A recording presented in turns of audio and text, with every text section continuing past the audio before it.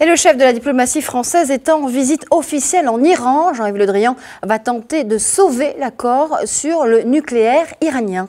Nadia, il va demander des gages à l'Iran depuis l'ultimatum posé en janvier par Donald Trump. Il s'agit de la première visite d'un haut responsable occidental en Iran. Jean-Yves Le Drian doit être reçu par le président Hassan Rouhani et son homologue Mohammad Javad Zarif.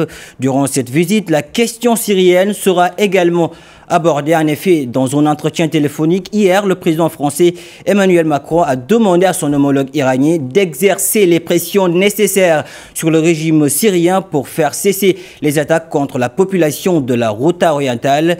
Ces annonces vont-elles changer la situation en Syrie? Certainement pas, selon François Géré, président de l'Institut français d'analyse stratégique. Écoutez-le.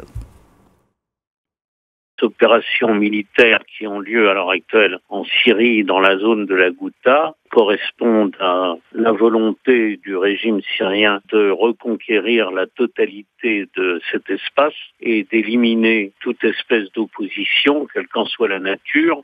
Donc, après une offensive aérienne massive, il y a avancé des troupes au sol, ce qui est tout à fait logique. Et il n'y aura pas d'apaisement avant que la situation soit quasiment en totalité contrôlée par les forces syriennes au sol. Dans ces conditions, l'Iran peut peut-être faire preuve, disons, de compréhension à l'égard de la demande du président français, mais l'Iran ne va pas intervenir. D'ailleurs, on se demande s'il le pourrait véritablement pour arrêter une opération militaire qui est sur le point de se terminer et qui ira jusqu'au bout.